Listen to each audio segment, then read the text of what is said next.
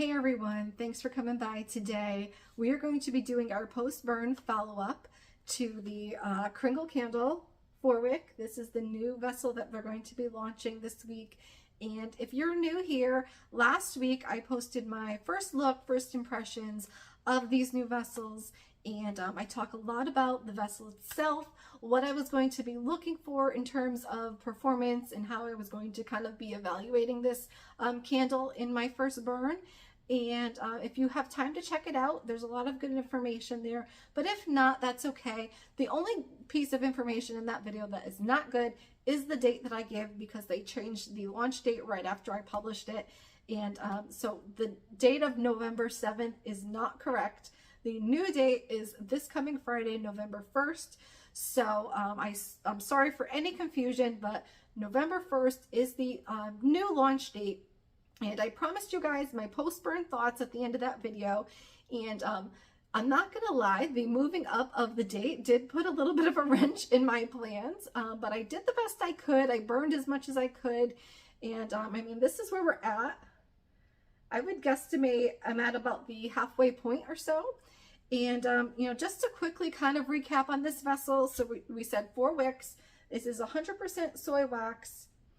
And it is 32 ounces and a burn time of up to 70 hours. So as I was burning this, I did log my burn time. So to get to this point, with a variation of some longer burns and some shorter burns, this has taken me about 25 hours to get to this point. So I do think the up to 70 hour is pretty accurate.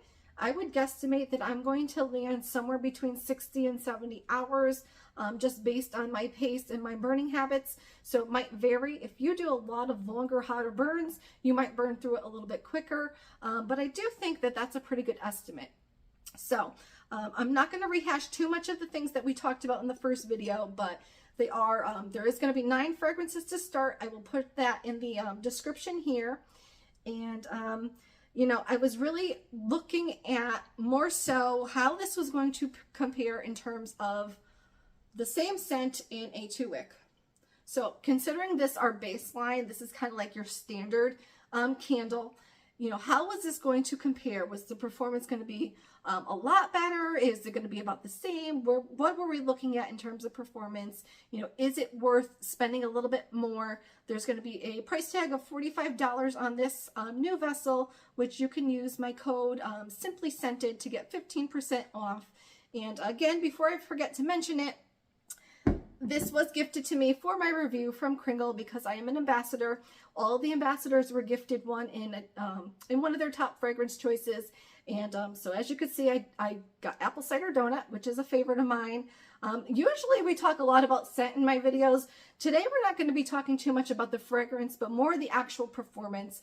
This fragrance has been around for years. It's one of the first Kringle candles I purchased. So we're not going to get too deep into the fragrance here. So if you're looking for that, perhaps we can do that in another video. I will talk about it a little, but really this video is going to focus on this performance and how it compares to the 2-wick. I really wish that I had the 3-wick on hand. They did just restock the Apple Cider Donut in the painted 3-wick jars, which is also 100% soy. And I'm really curious where that stands in rankings in terms of the vessels, because the 3-wicks do tend to be a little bit stronger for me than the 3-wicks tend to be stronger for me than the 2-wicks. I hope I said that right. I don't have that on hand, so I can't throw that into the comparison here. I really wish I could.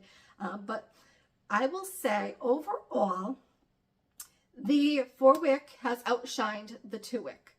But we do have some things that I really want to talk about with you guys. So before we get into all that, I do want to explain here how I sort of attacked this video. So as I was burning this, I started taking just short little video clips showing you different things that were going on in my burn experience. And if you follow me on Instagram, sometimes I will do this over in my stories. When I'm burning a candle to review, I will just pop a short little clip in my stories looking at that candle or making a note. And I know a lot of you aren't over there as well. Some of you are just YouTube. So I'm trying to put my editing skills to the test. So I took some clips that I will now kind of splice into this video here, and I'll let you guys check those out. And then we'll meet back here on this frame to kind of wrap up what my thoughts were overall, because guys, I kept notes. I really took it seriously here. So we do have a lot to talk about, but I just want to give you a couple visuals to look at to go on, because sometimes I think that helps. So check out these clips and then meet me right back here. Here's a look at our first burn. I did not trim the wicks to start. I left them at their regular length, and it took almost an hour exactly to get a full but shallow pool. But around the 2-hour mark, it started to get a little bit deeper. I noticed the strength of the fragrance starting to pick up a little bit. And now here we are at about the 3.5-hour mark. You can kind of see there what we're working with. We have a nice, good pool going. I'm having no issues with pooling, as you can see. And yeah, this is off to a good start. I'm going to show you another thing here, guys. When I talk about the need to kind of trim the wicks mid-burn, this is what I'm referring to. I'm getting a little bit of carbon ball formation there on a couple of these, and I want to get a little bit longer time out of this burn. So what I'm going to do is dip them in the wax, give them a quick trim, and then relight and let this go for a bit longer. So that's what we're working with. I mean, this is just the first burn. I'm not going to put the cart before the horse, but we're looking promising to start. One more quick visual for you guys for this first burn. I just did my little trim, and I just want you to see I left the length. Try to get a good angle here where you can see it, but I left the length on the wicks. I didn't trim them down short. I just cleaned up the tops, and you can see like the flames are still going pretty good here. There might be a slight dip in the heat, it just, you know, for a short time while these build back up. But because I want to burn this for a good couple more hours, I didn't want to let those carbon balls get too out of control. I didn't want to let too much excess soot start to kind of take over. So I think you can kind of see there that there's still good length. They're just cleaned up a little bit. And again, this was still from the first burn after a quick little trim. All right, here is a fourth burn update.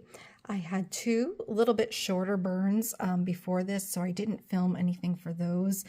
And really, I found that the best method to get the best performance out of these 4 wicks has been to do a longer devoted burn.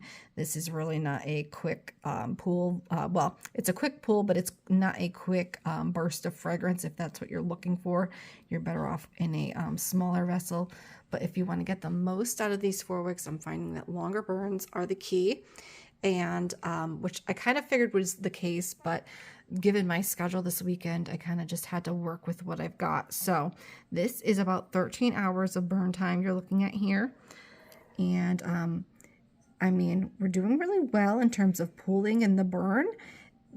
Because I did such a short burn before this, I didn't trim the wicks this time to start because there really wasn't much in the form of carbon balls up on the top. And now here, 3 hours into this one, it is staying pretty much the same.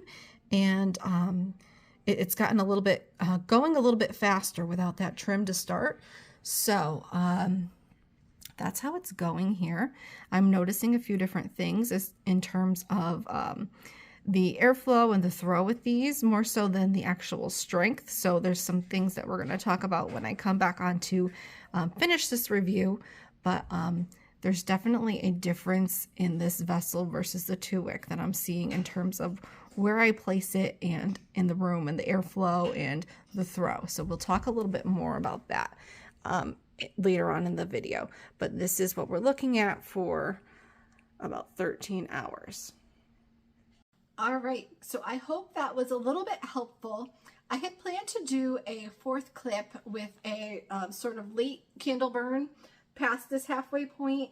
Unfortunately, with this date change. I just ran out of time. I had to move up my filming to today, and this is when I was supposed to be burning that. So I apologize. I'm missing a clip that I wanted to include for later in the candle, but hopefully that helps with some of the visuals, especially when I say things like a mid-burn trim, what I'm seeing when I decide that, okay, this candle needs a little bit of a trim, because I feel like for the most part with this 4-wick, I really gave a slight trim to the wicks to start because they were very long, and from there I really just cleaned up the ends. And I mean, you can see kind of where I left off, I think a little bit here on my last burn. This was after a 6-hour burn where I did do one of those middle of the burn trims. And yeah, really for the most part, just cleaning up the ends of these wicks. If you go too short, you're going to have a longer time pooling. I think it will still pool. I had absolutely zero issues with pooling. But if you trim it a little too short, it might take you a little bit longer to get that nice hot pool going. Because what I have found is that the sweet spot in burn time is between 4 to 5 hours. So this is not ideal for a quick burn before bed where you only have a couple hours and you just want to enjoy something for a couple hours before you go to bed. You're not going to get the full effect from these 4 wicks with a shorter burn. This is more, you're home on a Sunday, you're just relaxing, and you want a candle you can light and just let go for a while. That's really, that 5 hours is like probably my goal point for like the best performance. And, you know, 4 to 5 hours being that window where you get a really nice strength and throw, or I should say the max potential strength and throw from the 4-wick vessel. So, all right, so let's talk how this compared first to with the 2-wick. So, strength and throw.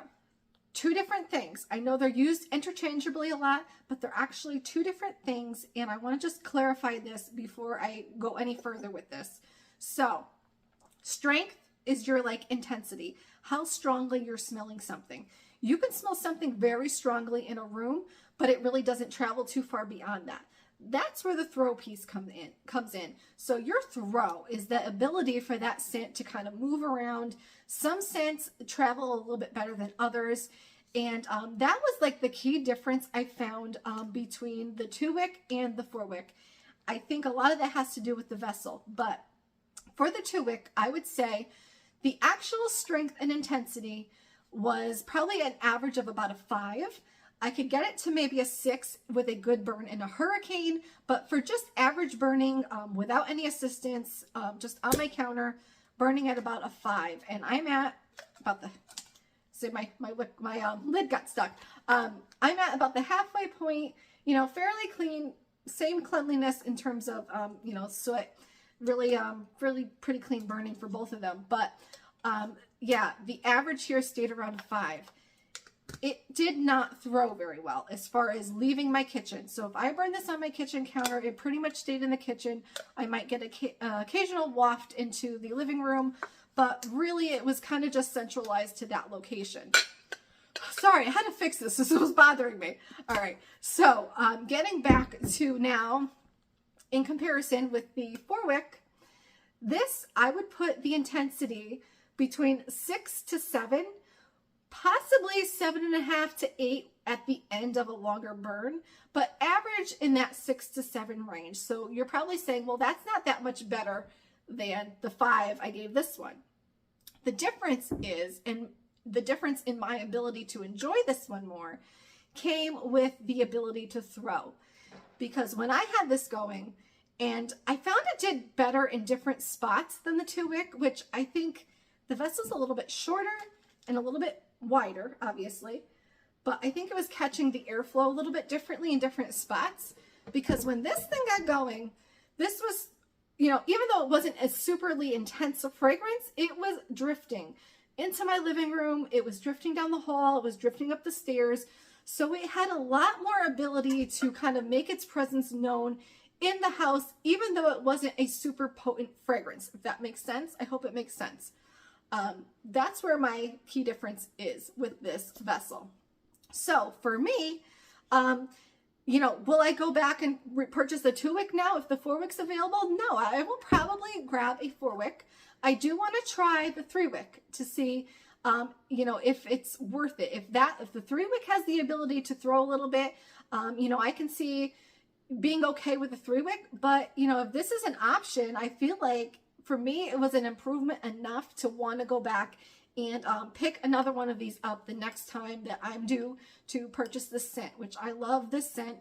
Apple, cinnamon, cider, just a hint of a pastry.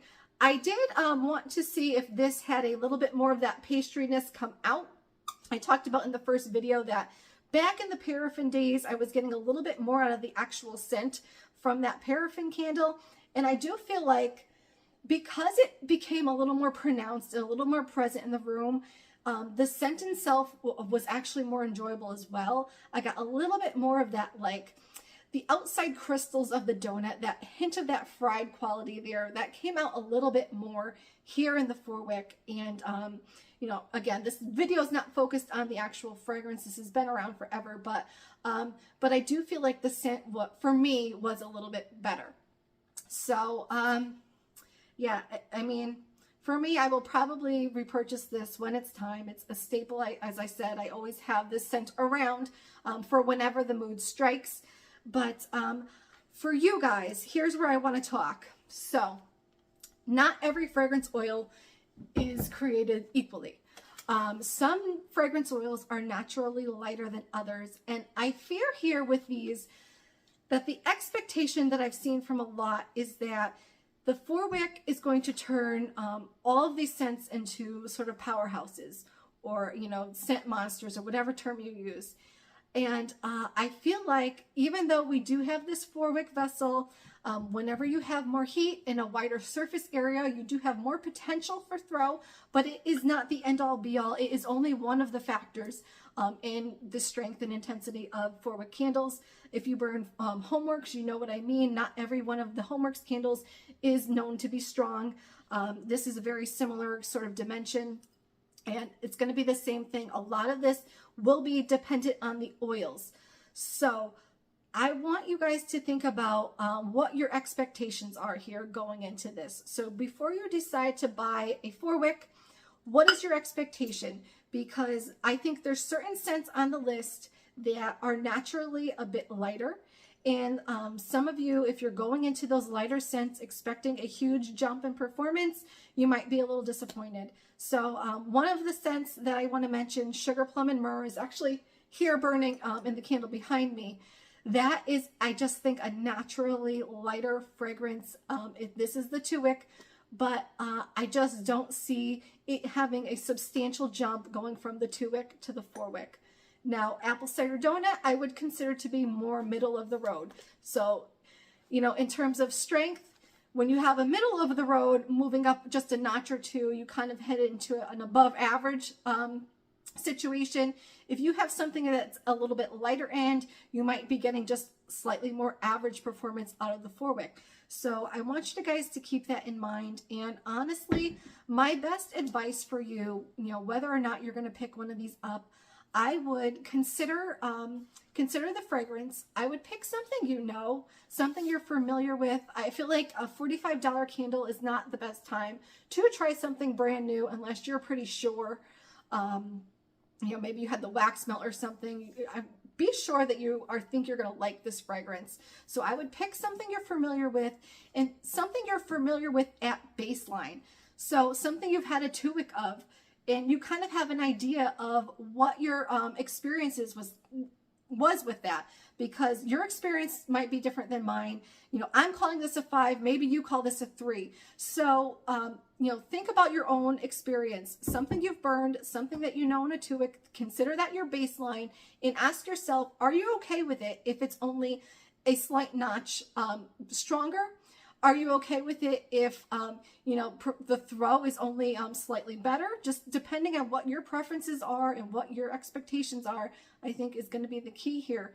Because I really hate it, you guys, when you say you wasted money, or you feel like you wasted money on a candle that doesn't perform to your expectations. I get it. I've done the same thing. I've wasted serious money on candles that have not performed the way I have expected. And, you know, my goal here today is not to sell you a 4-wick, is to help you make the best decision for yourself, if this is going to be good for you, because I really only want you to buy it if you feel like you're okay with maybe just a slight bump in performance, if that ends up being the case. So for me, I feel like it was better enough that I would prefer to grab this in a 4-wick if it's available. But for you, that might be different. So, you know, guys, I'm just looking over my notes here quick, seeing if there's anything else I wanted to talk about with you. Yeah, I would say just a quick recap: minimal trimming, just keeping your wicks cleaned up, keeping your burn, you know, the best performance range being 4 to 5 hours, and, you know, just keeping an eye.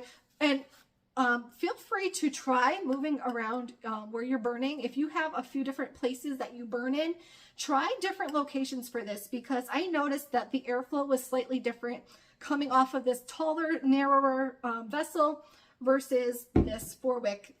And there was certain spots in my kitchen that it actually did a little bit better in that I don't normally burn in. So, you know, play with your placement a little bit too. See if that helps. And, you know, sometimes we forget things like that. We're such creatures of habit, right? I always go to the same spot on the kitchen counter. That's where I light up my candle. It's my routine. But yeah, feel free to, you know, play with it a little bit. See if it makes a difference for you. And I just really want you guys to be happy with them. You know, I think they are going to be good. I think if they do some more fragrance offerings beyond this list, I would there's a lot I would like to see. That, you know, things I feel like I've gotten decent performance out of, but, you know, if I can get a little bit more out of it, that would be amazing.